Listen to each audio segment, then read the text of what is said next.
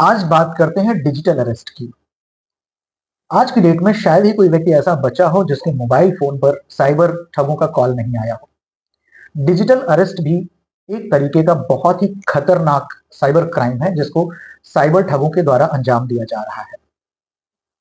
इसमें किसी भी व्यक्ति को उसके ही घर में डिजिटली कैद करके रखा जाता है और उस व्यक्ति को तब तक वीडियो कॉल पर रहने के लिए मजबूर कर दिया जाता है जब तक कि साइबर ठगों के द्वारा मांगी गई एक्सटॉर्शन मनी को वो उनके द्वारा बताए गए खातों में ट्रांसफर नहीं कर देता है।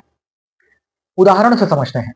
बिट्स पिलानी की एक प्रोफेसर से साइबर ठगों ने उनको डिजिटली अरेस्ट करके 7 करोड़ रुपए वसूल किए, जिसमें से 80 लाख रुपए तो उन्होंने लोन लेकर के चुकाए थे साइबर ठगों को।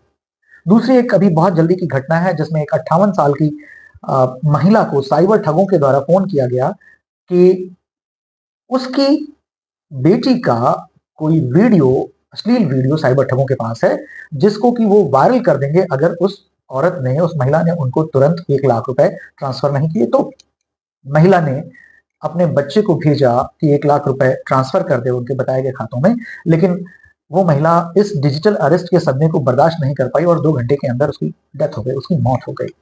ऐसे बहुत सारे केसेस हैं डिजिटल अरेस्ट के। अब सोचने की बात यह है कि कोई भी व्यक्ति, पढ़ा लिखा व्यक्ति डिजिटल अरेस्ट में कैसे फंस जाता है। समझने की बात यह है कि जितने भी पढ़े लिखे व्यक्ति होते हैं वो अपने मान सम्मान के जाने के डर से बहुत घबराते हैं और साथ ही साथ उनको गिरफ्तारी का डर भी बहुत सताता है। और साइबर ठग इस बात की धमकी देते हैं कि या तो कोई ऐसी सामग्री उनके पास में है जिसको वायरल करके किसी भी व्यक्ति की सामाजिक हत्या कर सकते हैं, उसकी इज्जत की धज्जियां उड़ा सकते हैं, या वो इस तरह से डराते हैं कि उन्होंने कोई ऐसा अपराध कर दिया है जिसके लिए उनको ईडी या सीबीआई या कोई पुलिस उठा करके ले जाएगी और बड़ी सजा हो जाएगी और जेल में ठूस दिए जाएंगे, बंद कर दिए जाएंगे।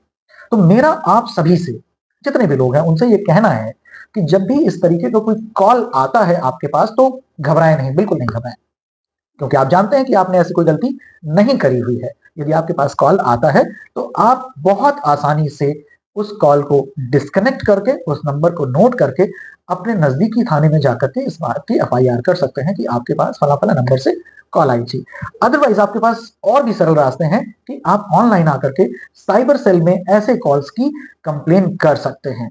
और सबसे बड़ी बात यह है कि घबराएं नहीं, डरे नहीं। यदि आप डर गए तो साइबर ठग जीत गया, अगर आप नहीं डरे तो फिर वो जीत नहीं सकता है, आपको ठग नहीं सकता है, आपको परेशान नहीं कर सकता है और आपको डिजिटली अरेस्ट नहीं कर सकता है।